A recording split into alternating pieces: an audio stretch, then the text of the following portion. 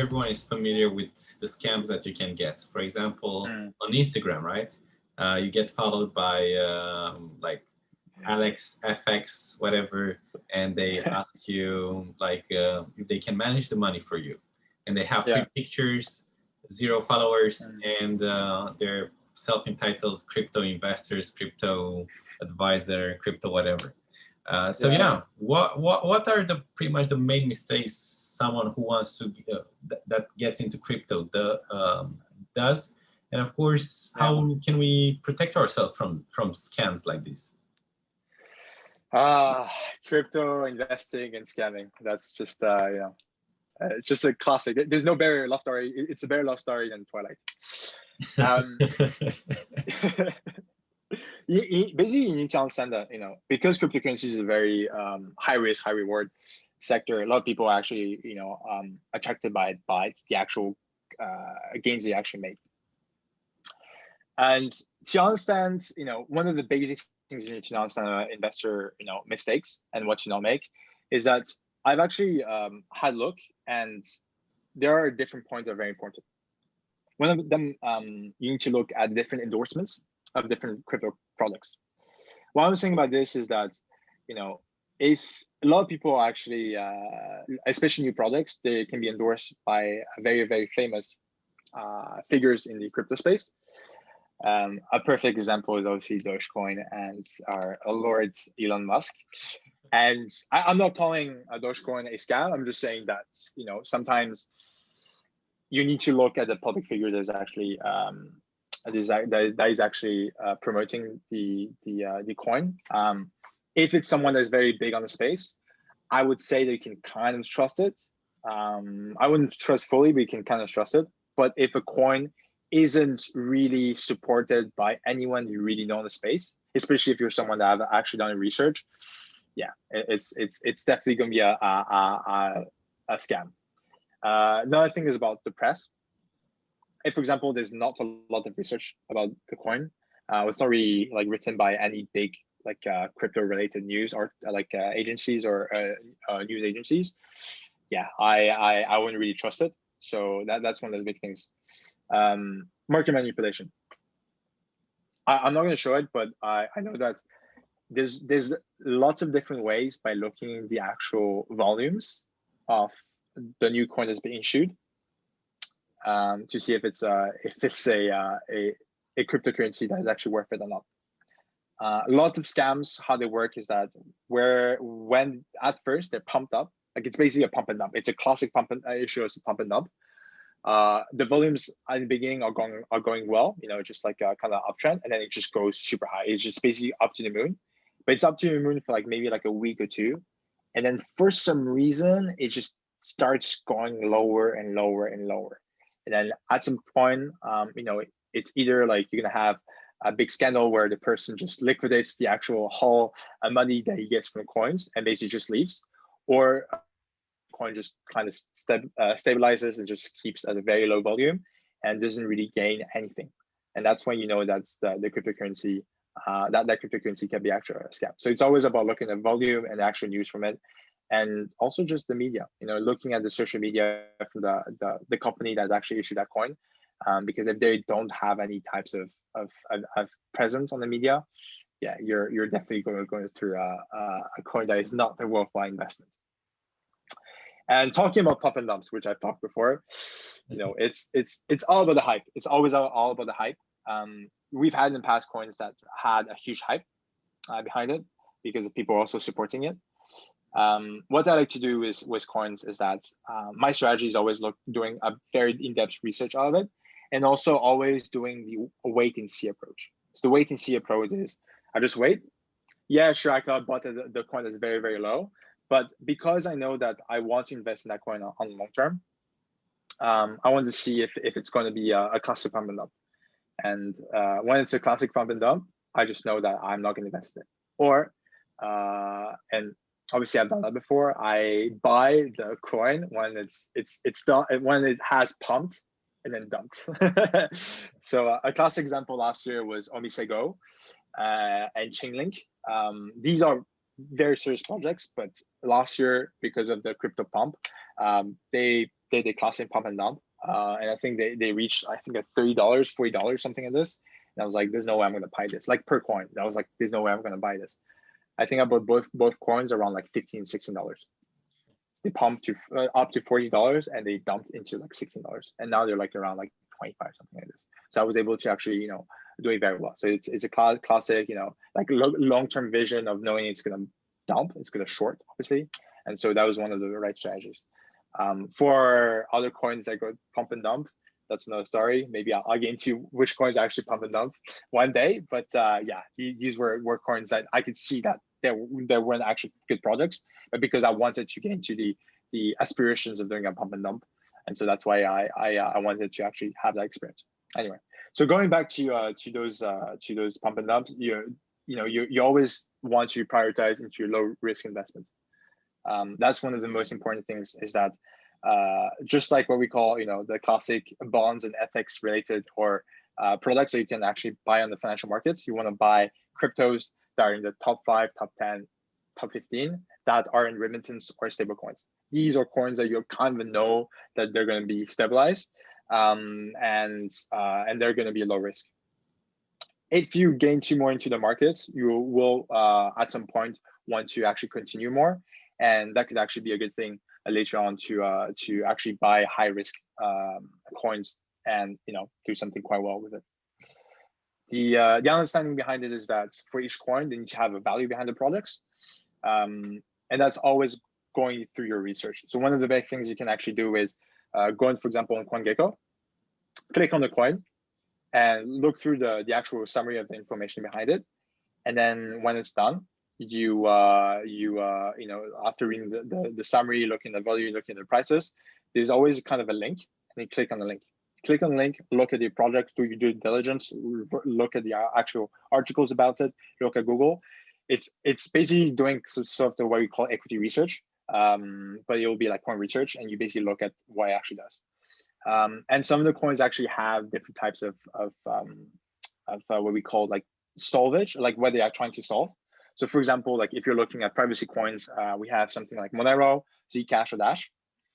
For scalability, and that has been the big theme recently, scalability against the high gas prices of Ethereum.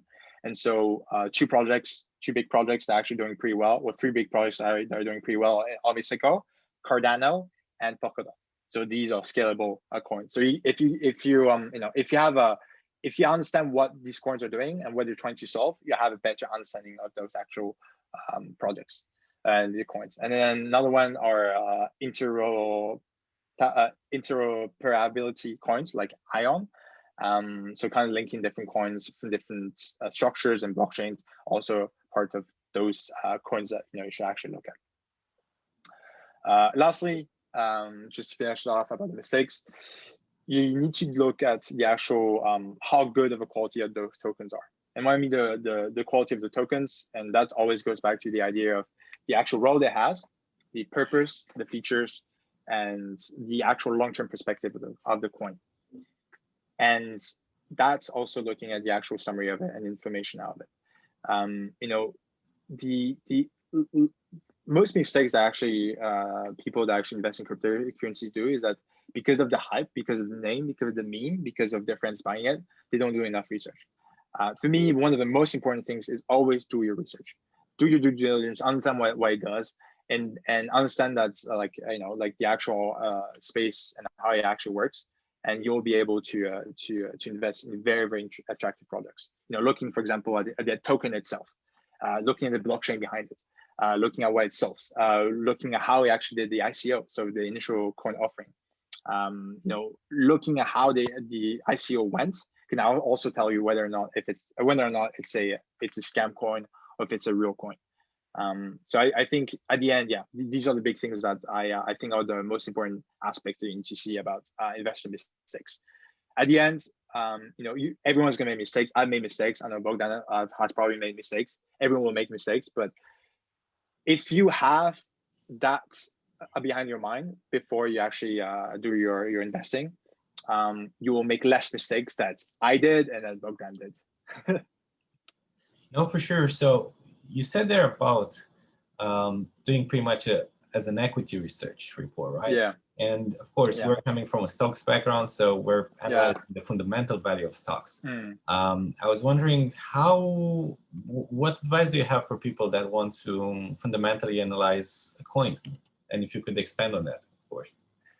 So it's pretty funny because people actually don't believe about the fundamentals of crypto. They only believe in the actual chart, the actual prices, the technical analysis of it because of the emotions of irrational or rational traders. But the thing is that I feel that the fundamentals of crypto, and that also can actually go directly from the investor mistakes, is looking at the role, the purpose, and the usage and the features of the actual cryptocurrency. For me, that is the fundamental. If you actually go more in depth, you can also look at what the actual company does. Most of the time, those companies are obviously private companies, but if for example, Coinbase, who actually just did a IPO, they have a Coinbase coin, and so you could do a very good fundamental analysis of it by firstly looking at its balance sheet, its accounting method, etc. Like do like what we do in equity research. Do firstly for the own company, so the actual like purely the financials of the company, and also do the rest of the usage and the purpose and the role, the features for the coin itself. So that would be for me the perfect fundamentals of the cryptocurrency by doing a research on the coin itself and on the actual creator of the coin. But because most companies aren't like on the stock market, it can be a bit difficult. And for me, the fundamentals is looking at the token itself. So obviously looking at the actual ecosystem, looking at the actual, how many holders are actually having it, because you can actually look sometimes the exchanges and the volumes, etc. Who is a whale, for example, how many whales are actually holding the different, that particular coin. And so that could be very, very important to understand kind of fundamentals behind it. Also the value exchange. So how the tokens create a value behind the ecosystem and the economic system of the actual cryptocurrency and the projects, and how the relationship with the buyers and the sellers.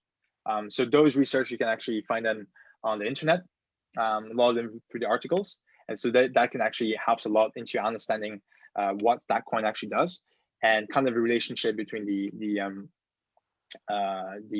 buyers and the sellers. The other thing I would say is also looking at the functions of that coin. So going back to, obviously, to what I've said, the function of that coin, what it actually does, the long-term perspective. And because like the fundamentals for me has to be done in a coin that has that didn't just come out. It has to be like after 2, 3, 4, 5, 6 months. So looking at social media, for example, looking at the actual articles that company actually writes, not just the media by itself, but also their PR side. So, what updates they have actually done. So for example, like one of the coins that I've actually liquidated like 2-3 months ago was called Ampliforth. They recently just talked after like 6 months of inactivity about doing some sort of scalability behind it and try to bring it back, some sort of interoperability between I think it was about like the Ethereum blockchain with Bitcoin. It was different other projects. That is actually something that's very interesting, and it's the PR aspect of it. But at that time when I liquidated it, they didn't communicate for like 3 months, 3-4 months. And I was like, what is happening? Like, is there nothing on the Twitter, nothing on the Facebook, nothing on the Instagram? And so that was something that actually put me off. I was like, and also that there's also the aspects of the price. And so at the end, I just liquidated it because I thought I had no usage. So that could also be a view of it. Like maybe I was wrong, maybe I was right, I don't know. But the fundamentals is also just looking at the social media aspect of that coin. Looking at the currency, how like if that currency or that crypto is also medium exchange. You can see these days, I think through a lot of articles made, that some cryptocurrencies are actually now used as actual currencies, actual medium exchange to actually buy stuff, which is something very, very cool. And also, the earnings, as I said, the earnings from the parent company that actually initiated all of this. So at the end, it's really about the actual user of it, the actual transaction volume, and the average network value, and the transaction volume over the token velocity. So basically like seeing, the market cap, how much is being spent, how much is being used on a daily basis, on a weekly basis, on a monthly basis. You can find all this information. So for me, the fundamentals in general, just to really recapitulate, is basically like, is basically like the non-price related stuff. It's all the rest. And all the rest can actually give you a good understanding of the crypto, of whether it's a good investment or not. And if you mix both together, even better. And so that can actually makes it even better, for the end, for you to actually continue into investing and finding the right coins for you and for, your portfolio and for your long-term strategy. Oh. And yeah, just adding on that, I think it's quite essential to do your fundamental analysis, just because a lot of people are buying from an impulse, right? Just because everyone is buying, the emotions are price of, or the price of Dogecoin is rising, or of Bitcoin. But yeah, it's crazy. Oh, dude, it's like, it gets to the point that like I feel that our space is the crypto space is very irrational. Just like, obviously I'm not going to go into the more theory part of it, but it's even more irrational that what the financial markets with the retail traders and the GME stocks and all the meme stocks, it just gets super, super irrational. Yeah, the memes are very funny, etc. But I just think that like people need to actually do the research sometimes. I guess because the space isn't mature enough right now that you can actually like gain a lot of money and not actually really care about like the fundamentals of it.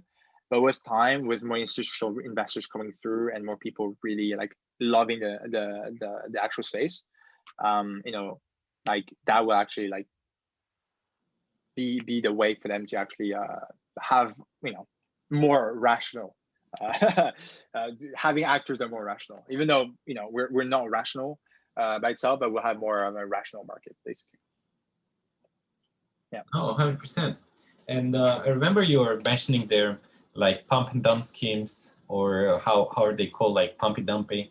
But I guess if you want to actually trade these cryptocurrencies, you need more depth, more color to that. It's just like going to the stock market and making sure you buy low and sell high. Does not mean anything unless you get the underlyings of it.